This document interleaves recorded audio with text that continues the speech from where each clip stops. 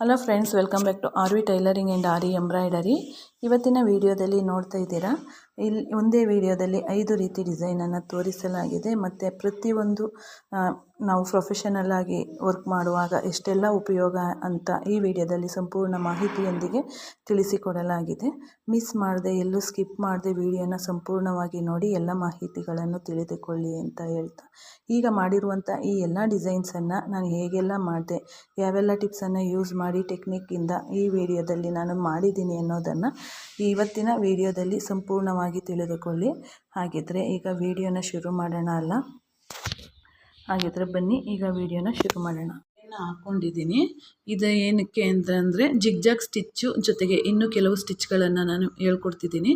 ಈಗ ನೋಡಿ, ಇಲ್ಲಿಂದ ಇಲ್ಲಿಗೆ ಪಾಯಿಂಟನ್ನು ಹಾಕ್ಕೋಬೇಕು. ಫಸ್ಟು ನೀವು ಪ್ರಾಕ್ಟೀಸ್ ಮಾಡುವಾಗ ಪಾಯಿಂಟನ್ನು ಹಾಕ್ಕೊಂಡು ಪ್ರಾಕ್ಟೀಸನ್ನು ಮಾಡ್ಕೊಳ್ಳಿ. ಯಾಕೆಂದರೆ ನಿಮಗೆ ಇನ್ನೂ ಅಷ್ಟು ಗ್ರಿಪ್ ಇರಲ್ವಲ್ಲ, ಹಾಗಾಗಿ ಈಗ ನೋಡಿ ಇಲ್ಲಿಂದ ದಾರನೇ ಎಳ್ಕೋಬೇಕು.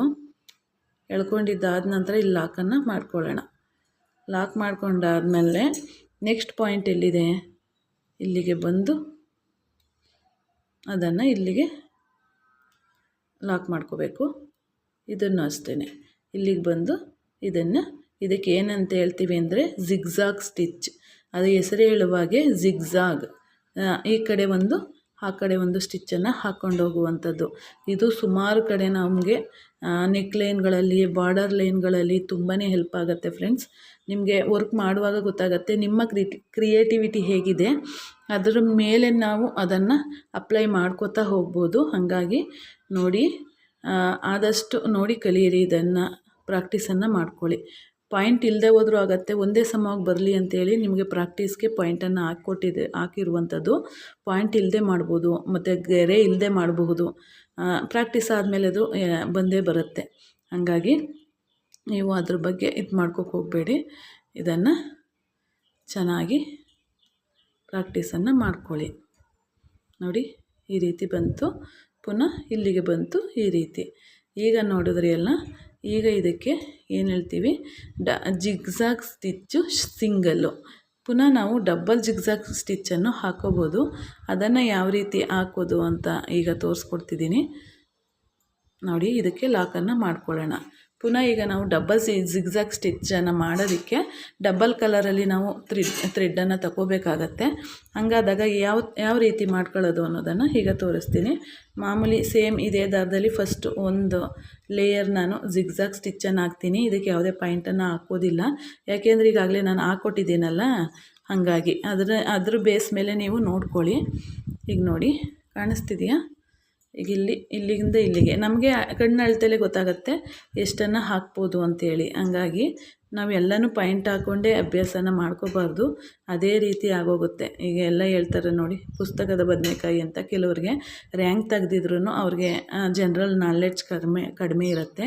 ಹಾಗಾಗಿ ನಾವು ಎಲ್ಲವನ್ನು ಒಂದು ಪ್ರಾಕ್ಟೀಸ್ ಲೆವೆಲ್ವರೆಗೂ ಪಾಯಿಂಟು ಅವೆಲ್ಲನೇ ಇಟ್ಕೋಬೇಕು. ಆನಂತರ ನಾವು ಮಾಡ್ಕೊಂಡು ಹೋಗಬೇಕು. ಆ ರೀತಿ ಪ್ರಾಕ್ಟೀಸನ್ನು ಮಾಡಿಕೊಂಡ್ರೆ ನಿಮಗೆ ತುಂಬಾ ಈಸಿಯಾಗಿ ನಿಮಗೆ ಅದೆಲ್ಲ ಚೆನ್ನಾಗಿ ಅರ್ಥ ಆಗುತ್ತೆ. ಹಂಗಾಗಿ ನಾನು ಈಸಿ ಮೆಥಡಲ್ಲಿ ನಿಮಗೆ ತಿಳಿಸ್ಕೊಡ್ತಾ ಹೋಗ್ತಿದ್ದೀನಿ. ಇವೆಲ್ಲ ಕ್ಲಾಸ್ ಬೈ ಕ್ಲಾಸ್ ನೀವು ಮಾಡ್ತಾ ಹೋಗ್ತಾ ನಿಮಗೆ ಎಷ್ಟು ಇಂಪ್ರೂವ್ಮೆಂಟ್ ಕಾಣಿಸುತ್ತೆ ಅಂತಂದರೆ, ನಾನು ಫಸ್ಟೆಲ್ಲ ಒಂದೊಂದು ಡಿಸೈನನ್ನು ಬಿಡಿಸಿ ಹೇಳ್ಕೊಟ್ಟಿದ್ದೀನಿ.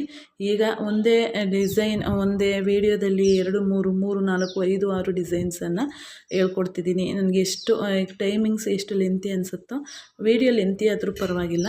ಈಗಾಗಲೇ ಪ್ರಾಕ್ಟೀಸ್ ನೀವು ಮಾಡಿರ್ತೀರ, ಎಲ್ಲನೂ ಒಂದು ಸತಿ ರಿವಿಸನ್ ರೀತಿ ಎಲ್ಲನೂ ಇನ್ನೊಂದು ಸತಿ ಪ್ರಾಕ್ಟೀಸನ್ನು ಮಾಡ್ಕೊಂಬಿಟ್ರೆ ನಿಮಗೆ ತುಂಬಾ ಈಸಿಯಾಗಿ ನೀವು ಪ್ರೊಫೆಷನಲ್ ಆಗಿ ಥಿಂಕ್ ಮಾಡೋದಕ್ಕೂ ಹೆಲ್ಪ್ ಆಗುತ್ತೆ, ನೀವು ವರ್ಕ್ ಮಾಡೋದಕ್ಕೂ ಹೆಲ್ಪ್ ಆಗುತ್ತೆ. ಹಾಗಾಗಿ ಆದಷ್ಟು ಈ ಎಲ್ಲ ವೀಡಿಯೋಸ್ಗಳನ್ನು ನೋಡಿ ಪ್ರಾಕ್ಟೀಸನ್ನು ಮಾಡ್ಕೊಳ್ಳಿ. ನೋಡಿ, ಈ ರೀತಿ ಆಯ್ತಲ್ವ? ಈಗ ಇಲ್ಲಿಗೆ ನಾವು ಲಾಕನ್ನು ಮಾಡ್ಕೊಂಬಿಡೋಣ. ನೆಕ್ಸ್ಟ್ ಇನ್ನೊಂದು ಕಲರನ್ನು ತಗೋಬೇಕು ನೋಡಿ, ಈ ರೀತಿ.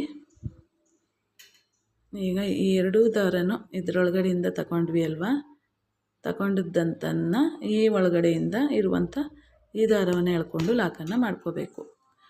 ಮಾಡ್ಕೊಂಡಿದ್ದಾಯಿತು. ಈಗ ಅದನ್ನು ಕಟ್ ಮಾಡಿ ತೆಗೆಯೋಣ. ಈಗ ನೋಡಿ ಡಬಲ್ ಚೈನ್ ಸ್ಟಿಚ್ಚು ಅಂದಮೇಲೆ ನಾವು ಇನ್ನೊಂದು ಲೇಯರು ಬರಬೇಕಾಗತ್ತೆ. ಇದನ್ನು ಈ ಕಡೆಯಿಂದ ಹಾಕಿದ್ವಿ ಅಲ್ವಾ, ಇದನ್ನು ಅಪೋಸಿಟ್ ಸೈಡಿಂದ ನಾವು ತಗೋಬೇಕು.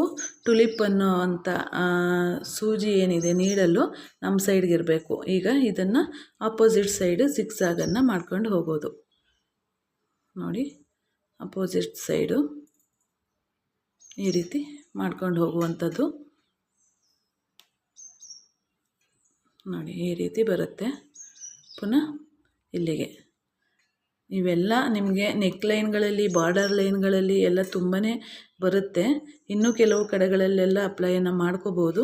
ಹಾಗಾಗಿ ಆದಷ್ಟು ಪ್ರಾಕ್ಟೀಸನ್ನು ಮಾಡಿ ನೀವು ನಿಮ್ಮ ಬ್ಲೌಸ್ಗಳಿಗೆ ನೀವು ಎಕ್ಸ್ಪೆರಿಮೆಂಟನ್ನು ಮಾಡ್ಕೋಬೇಕಾಗತ್ತೆ. ನಿಮ್ಮ ಕ್ರಿಯೇಟಿವಿಟಿ ಹೇಗಿದೆ, ಯಾವ ರೀತಿ ನಮಗೆ ಮಾಡಿದ್ರೆ ನಮಗೆ ಇಷ್ಟ ಆಗುತ್ತೆ, ಮತ್ತು ಯಾವ ಕಲರ್ ಕಾಂಬಿನೇಷನ್ನ ಯೂಸ್ ಮಾಡ್ಕೋಬೋದು ಅನ್ನೋದನ್ನು ನೀವು ನೋಡಿಕೊಂಡ್ರೆ ನೋಡಿ ಕಾಣಿಸ್ತಿದೆಯಾ, ಕಾಂಬಿನೇಷನನ್ನು ಯೂಸ್ ಮಾಡ್ಕೋಬೋದು ಅನ್ನೋದನ್ನು ತಿಳ್ಕೊಂಡ್ರೆ ನೀವು ಪರ್ಫೆಕ್ಟಾಗಿರುವಂಥ ಆರಿ ವರ್ಕರ್ ಆಗ್ತೀರಾ. ಯಾವ ಡಿಸೈನ್ಗೆ ಹೇಗೆ ಮಾಡಬೇಕು, ಯಾವ ಕಲ್ಲರ್ಗೆ ಯಾವ ಬ್ಲೌಸ್ ಇದ್ದರೆ ಅದಕ್ಕೆ ಯಾವುದನ್ನು ಆಲ್ಟರಾಗಿ ನಾವು ತಗೋಬಹುದು, ಕಾಂಟ್ರಾಸ್ಟಾಗಿ ನಾವು ಅದಕ್ಕೆ ಕಲರನ್ನು ಮತ್ತು ಬೀಡ್ಸನ್ನು ಆ್ಯಡ್ ಮಾಡ್ಬೋದು. ಈ ಡಿಸೈನ್ಗೆ ಹೇಗೆ ಈ ಡಿಸೈನ್ ಸೆಟ್ ಆಗುತ್ತೆ ಅನ್ನುವಂಥದ್ದೆಲ್ಲನ ತಿಳ್ಕೊಬೇಕಾಗತ್ತೆ. ಒಂದು ಸ್ಯಾರಿ ಕೊಟ್ಟಾಗ ಅದಕ್ಕೊಂದು ಥೀಮ್, ಆ ಸ್ಯಾರಿಯಲ್ಲೇ ಒಂದು ಏನೋ ಡಿಸೈನ್ಸ್ ಇರುತ್ತೆ, ಆ ಥೀಮ್ ಮೇಲೆ ನಾವು ಮಾಡಬಹುದು. ಆ ರೀತಿ ಎಲ್ಲ ತಿಳ್ಕೊಂಡಾಗ ನಿಮಗೆ ಕಸ್ಟಮರ್ ಇನ್ಕ್ರೀಸ್ ಆಗೋದಕ್ಕೂ ಹೆಲ್ಪ್ ಆಗುತ್ತೆ.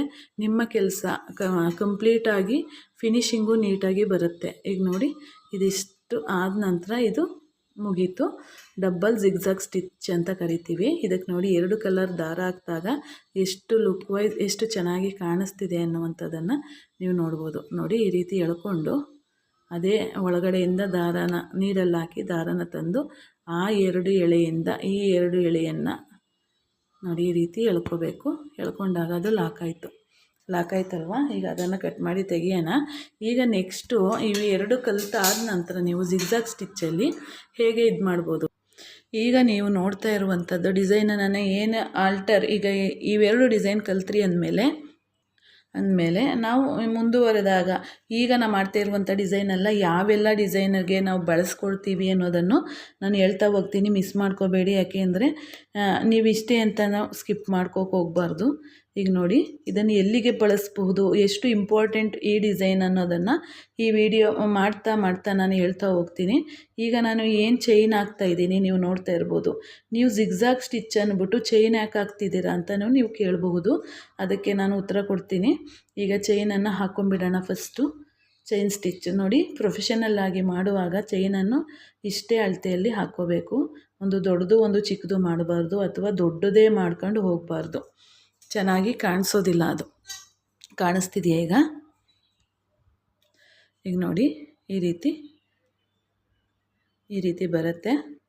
ಈ ರೀತಿ ಬಂದಾದ ನಂತರ ಇದ್ರ ಮೇಲೆ ನಾವು ಜಿಗ್ಜಾಗ್ ಸ್ಟಿಚ್ಚನ್ನು ಮಾಡೋದು. ಆ ಜಿಗ್ಜಾಗ್ ಸ್ಟಿಚ್ಚನ್ನು ಮಾಡಿದ ನಂತರ ಚೈನ್ ಇಲ್ಲದೇನೂ ಜಿಗ್ಜಾಗ್ ಸ್ಟಿಚ್ಚನ್ನು ಮಾಡ್ಕೋಬೋದು. ನಿಮಗೆ ಒಂದು ಬೇಸಿಕ್ ಇರಲಿ ಅಂತೇಳಿ ನಾನು ಚೈನ್ ಮೇಲೆ ಜಿಗ್ಜಾಗ್ ಮಾಡಿ ತೋರಿಸ್ತಿದ್ದೀನಿ. ಜಿಗ್ಜಾಗ್ ಎಲ್ಲ ಪ್ರಾಕ್ಟೀಸ್ ಆದಮೇಲೆ ಚಿಕ್ಕದಾಗಿ ಜಿಗ್ಜಾಗ್ ಮಾಡಿದಾಗ ಅದು ಎಷ್ಟು ಚೆಂದ ಕಾಣಿಸುತ್ತೆ ಅಂತಂದರೆ ಆ ಡಿಸೈನು ಎಷ್ಟು ಯುನೀಕಾಗಿ ಬರುತ್ತೆ ಅನ್ನೋದನ್ನು ಈಗ ಈ ವಿಡಿಯೋದಲ್ಲಿ ನಾನು ತೋರಿಸ್ಕೊಡ್ತಿದ್ದೀನಿ. ಈಗ ನಾನು ಅದಕ್ಕೆ ಬೇರೆ ಕಲರನ್ನು ಯೂಸ್ ಮಾಡ್ತಿದ್ದೀನಿ. ಯಾವ ರೀತಿ ಕಾಣಿಸುತ್ತೆ ಅನ್ನೋದನ್ನು ನಾನು ತೋರಿಸ್ತಾ ಹೋಗ್ತೀನಿ. ನೋಡಿ ಇದಾಯ್ತಲ್ವ. ಇದನ್ನು ಕಟ್ ಮಾಡಿ ತೆಗೆದುಬಿಟ್ಟು ಈಗ ನಾನು ಜಿಗ್ಜಾಗ್ ಸ್ಟಿಚ್ಚನ್ನು ತೋರಿಸ್ತೀನಿ. ಈಗ ನೋಡ್ಬೋದು. ಈಗ ನಾನು ಮಾಡ್ತಾ ಇರುವಂಥದ್ದು ಜಿಗ್ಜಾಗ್. ನೀವು ಇದೆಲ್ಲ ಪ್ರಾಕ್ಟೀಸ್ ಮಾಡಿದ್ದಾದ ನಂತರ ಪ್ರೊಫೆಷನಲ್ಲಾಗಿ ಮಾಡುವಂತಹ ಜಿಗ್ಜಾಗ್ ಇದು ತುಂಬಾ ಯುನೀಕ್ಕಾಗಿರುತ್ತೆ. ಡಿಸೈನು ತುಂಬಾ ಚೆನ್ನಾಗಿ ಬರುತ್ತೆ. ನಾನು ಚೈನ್ ಮೇಲೆ ಜಿಗ್ಜಾಗ್ ಏನು ಮಾಡ್ತಿದ್ದೀನಿ ಅಂತಂದರೆ ಇದು ನೆಕ್ ಲೈನ್ ಮಾಡ್ತೀವಿ ನೋಡಿ. 2 ಕಾಂಟ್ರಾಸ್ಟ್ ಕಲರಲ್ಲಿ ಇರುವಂಥದ್ದಕ್ಕೆ ನಾವು ಈ ರೀತಿ ಮಾಡಿದಾಗ ಕೆಳಗಡೆ ಒಂದು ಕಲರು, ಮೇಲ್ಗಡೆ ಒಂದು ಕಲರು. ನೋಡಿ ನನ್ನ ಮಾತಿನ ಜೊತೆಗೆ ನೀವು ವಿಡಿಯೋನ ಅಬ್ಸರ್ವ್ ಮಾಡಬೇಕು ಯಾವ ರೀತಿ ಮಾಡ್ತಿದ್ದೀನಿ ಅಂತ. ಈ ರೀತಿ ಮಾಡೋದ್ರಿಂದ ಏನಾಗುತ್ತೆ, ನಮಗೆ ನೆಕ್ಲೈನು ತುಂಬಾ ಯುನೀಕಾಗಿ ಕಾಣಿಸೋದ್ರ ಜೊತೆಗೆ ಇನ್ನೊಂದು ಕಡೆ ಉಪಯೋಗಿಸ್ಬೋದು. ಎಲ್ಲಿ ಅಂತೀರಾ, ಕಟ್ ವರ್ಕ್ ಮಾಡ್ತೀವಿ ನೋಡಿ. ನಾವು ಕಟ್ ವರ್ಕ್ ಮಾಡುವಾಗ ಈಗ ನಾವು ಒಂದು ನೆಟ್ಟನ್ನು ಅಟ್ಯಾಚ್, ಮುಂದಿನ ವೀಡಿಯೋಗಳಲ್ಲಿ ಅದೆಲ್ಲ ಇರುತ್ತೆ, ವೀಡಿಯೋಸನ್ನು ನೋಡ್ತಾ ಹೋಗಿ. ಕಟ್ ವರ್ಕನ್ನು ಮಾಡುವಾಗ ನಾವೇನು ನೆಟ್ಟನ್ನು ಜಾಯಿಂಟ್ ಮಾಡಿರ್ತೀವಿ ಬ್ಲೌಸ್ ಪೀಸ್ಗೆ, ಅದನ್ನು ಕಟ್ ಮಾಡಿ ತೆಗೆದಿರ್ತೀವಿ. ಆ ತೆಗೆದಿರುವಂಥ ಮೇಲೆ ನಾವು ಡಿಸೈನನ್ನು ಮಾಡ್ಕೊಂಡು ಹೋಗುವಾಗ ಅದ್ರ ಕೂಳೆ ಕಾಣಿಸ್ಬಾರ್ದು ಅಂತೇಳಿ ಚೈನ್ ಹಾಕಿ ಅದ್ರ ಮೇಲೆ ನಾವು ತಿಕ್ಕಾಗಿ ನಾವು ಇದನ್ನು ಜಿಗ್ಜಾಗ್ ಸ್ಟಿಚ್ಚನ್ನು ಕೊಡ್ತೀವಿ. ಹಂಗೆ ಕೊಟ್ಟಾಗ ನಮಗೆ ತುಂಬಾ ಚೆನ್ನಾಗಿ ಅದು ಕಾಣಿಸುತ್ತೆ. ಮತ್ತು ಅದರಲ್ಲಿರುವಂಥ ಕೂಳೆ ಏನಿರುತ್ತೆ ನೋಡಿ, ಅದನ್ನು ಸ್ವಲ್ಪನೂ ಈಚೆ ಕಾಣದೇ ಇರೋ ರೀತಿ ಫಿಲ್ ಮಾಡುತ್ತೆ ಈ ಜಿಗ್ಜಾಗ್ ಸ್ಟಿಚ್. ಅದಕ್ಕೆ ತುಂಬಾ ಹೆಲ್ಪ್ ಆಗುತ್ತೆ ಇದು. ಇದನ್ನು ನಾವು ಎಲ್ಲ ರೀತಿಯಲ್ಲೂ ಉಪಯೋಗಿಸ್ತಾ ಹೋಗ್ಬೋದು. ಹಾಗೆ ಹೇಳಿದ್ನಲ್ಲ ನಾನು, ಅದು ನಿಮ್ಮ ಕ್ರಿಯೇಟಿವಿಟಿಗೆ ಬಿಟ್ಟಿದ್ದು. ಎಲ್ಲಿ ಯಾವುದನ್ನು ಬಳಸ್ಕೋಬೇಕು ಅನ್ನೋದನ್ನು ನೀವು ಅದನ್ನು ಒಂದು ಜನರಲ್ ನಾಲೆಡ್ಜ್ ಅಂತ ಹೇಳ್ತಾರೆ, ಆ ರೀತಿ ನೀವು ಬಳಸ್ಕೊಂಡು ಹೋಗ್ಬೇಕಾಗತ್ತೆ. ಈಗ ನೋಡಿದ್ರಲ್ವ, ಕಾಣಿಸ್ತಿದೆಯಾ? ಈಗ ಇದಾಯ್ತಲ್ವ. ಇದಾದ ನಂತರ ನಾನು ಇನ್ನೊಂದು ಡಿಸೈನನ್ನು ಇದೇ ವಿಡಿಯೋದಲ್ಲಿ ಹೇಳ್ಕೊಡ್ತಿದ್ದೀನಿ. ಅದು ಯಾವ ಡಿಸೈನ್ ಅಂತ ನೋಡೋಣ. ಈಗ ನಾನು ಒಂದು ಡಿಸೈನನ್ನು ಬರ್ಕೋತೀನಿ ನೋಡಿ. ಇದು ಬರೀತಿದ್ದಂಗೆ ನಿಮಗೆ ಗೊತ್ತಾಗ್ಬೋದು ಇದು ಯಾವ ಸ್ಟಿಚ್ ಅಂತೇಳಿ ನೋಡಿ. ಇದನ್ನು ಖಾಲಿ ಇರುವಂಥ ಸ್ಪೇಸಲ್ಲಿ ಫಿಲ್ಲಿಂಗ್ ಸ್ಟಿಚ್ಚಾಗಿ ನಾವು ಬಳಸ್ಕೋತೀವಿ ನೋಡಿ. ಇದನ್ನು ಈ ರೀತಿ ಬೇಕಾದ್ರೂ ಬರ್ಕೊಂಡು ಪ್ರಾಕ್ಟೀಸನ್ನು ಮಾಡ್ಕೋಬೋದು. ಮತ್ತು ನೀವು ಇದೆಲ್ಲ ಪ್ರಾಕ್ಟೀಸ್ ಆದ ನಂತರ ಈ ರೀತಿ ಒಂದು ಇದರಲ್ಲಿ ಹಾಕ್ಕೊಂಡು ನೋಡಿ, ಫಿಲ್ ತಿರ್ಗಾ ಅಲ್ಲಿಗೆ ಲಾಸ್ಟ್ ಆದರೂ ಪರವಾಗಿಲ್ಲ, ಈ ರೀತಿ ಫಿಲ್ಲನ್ನು ಮಾಡಿಕೊಂಡು ಪ್ರಾಕ್ಟೀಸನ್ನು ಮಾಡಬೇಕಾಗತ್ತೆ. ಇದನ್ನು ತೋರಿಸ್ಕೊಡ್ತೀನಿ ಯಾವ ರೀತಿ ಅಂತೇಳಿ. ಈಗ ನಾವು ಸ್ಟಾರ್ಟ್ ಮಾಡ್ಕೊಳ್ಳೋಣ ಅಲ್ವಾ. ಈಗ ನೋಡಿ, ಇದನ್ನು ಪ್ರಾಕ್ಟೀಸ್ ಮಾಡಿ, ತುಂಬಾ ಹೆಲ್ಪ್ ಆಗುತ್ತೆ ಇದು ನಮಗೆ. ನೆಕ್ ಲೈನ್ ಮಾಡಿ ಕೆಲವು ಕಡೆ ಎಲ್ಲ ಖಾಲಿ ಜಾಗ ಖಾಲಿ ಇರುತ್ತೆ. ಅಂಥ ಟೈಮಲ್ಲಿ ನೋಡಿ, ನಾನು ಮಾಡ್ತಾಯಿದ್ದೀನಲ್ಲ ಸ್ಟಿಚ್ಚು, ಇದೇ ರೀತಿ ಹಾಕೋಬೇಕು. ಇದಕ್ಕೆಲ್ಲೂ ಲಾಕನ್ನು ಮಾಡೋ ಹಾಗಿಲ್ಲ, ಅದು ಹೇಗಿದೆ ಹಾಗೆ ಮಾಡ್ಕೋಬೇಕು. ಹಾಗೆ ಇದನ್ನು ಫಿಲ್ ಮಾಡುವಾಗ ಫಿಲ್ಲಿಂಗ್ ಸ್ಟಿಚ್ ಅಂತಲೇ ಕರೀತಾರೆ. ಕನ್ನಡದಲ್ಲಿ ಇದನ್ನು ಫಾನಿಚ್ ಸ್ಟಿಚ್ ಅಥವಾ ವಾಟರ್ ಫಿಲ್ಲಿಂಗ್ ಸ್ಟಿಚ್ ಅಂತ ಕರೀತಾರೆ. ಇದನ್ನು ಯಾವ ಜಾಗದಲ್ಲಿ ಬೇಕಾದ್ರೂ ಖಾಲಿ ಇರುವಂಥ ಜಾಗದಲ್ಲಿ ಇದನ್ನು ಫಿಲ್ ಮಾಡ್ಕೋಬೋದು. ಅದಕ್ಕೋಸ್ಕರ ಆ ರೀತಿ ಕರೆಯುವಂಥದ್ದು. ತುಂಬಾ ಹೆಲ್ಪ್ ಆಗುತ್ತೆ. ಈ ಡಿಸೈನ್ಗಳನ್ನು ಮಿಸ್ ಮಾಡ್ಕೊಳ್ದೆ ನೀವು ಕಲಿತಾ ಹೋಗಬೇಕು. ಪ್ರಾಕ್ಟೀಸನ್ನು ಮಾಡ್ಕೋತಾ ಹೋಗಿ, ತುಂಬಾ ಚೆನ್ನಾಗಿ ಬರುತ್ತೆ ನೋಡಿ. ಫಿಲ್ಲಿಂಗ್ ಸ್ಟಿಚ್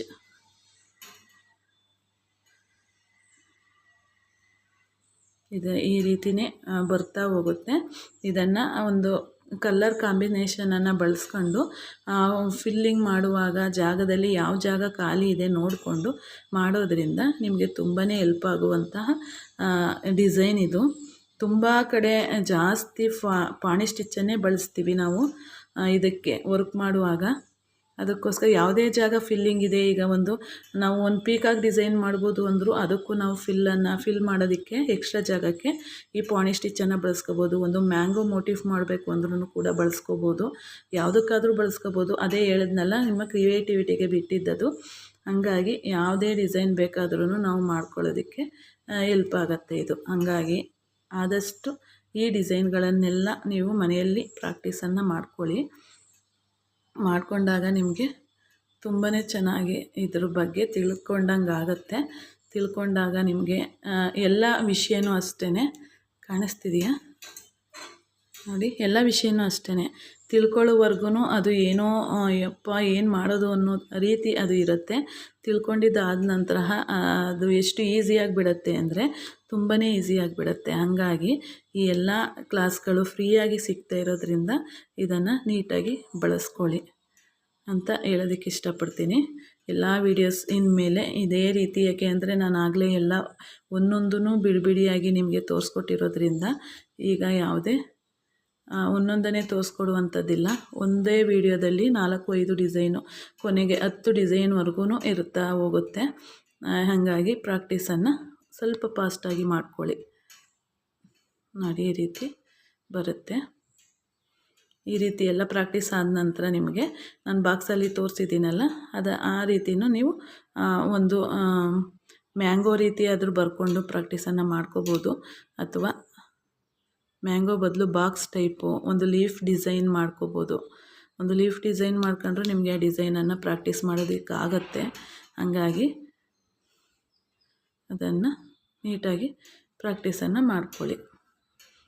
ನೋಡಿ ಯಾವ ರೀತಿ ಬರ್ಕೊಂಡಿದ್ದೀವಲ್ಲ ಆ ರೀತಿಯೇ ಮಾಡಿಕೊಂಡು ಹೋಗಬೇಕಾಗತ್ತೆ.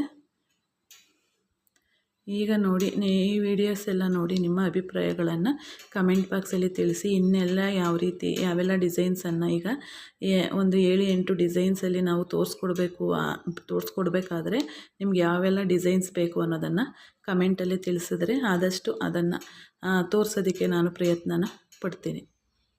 ನೋಡಿ ಈ ರೀತಿಯೇ ಬರುತ್ತೆ ಇದು.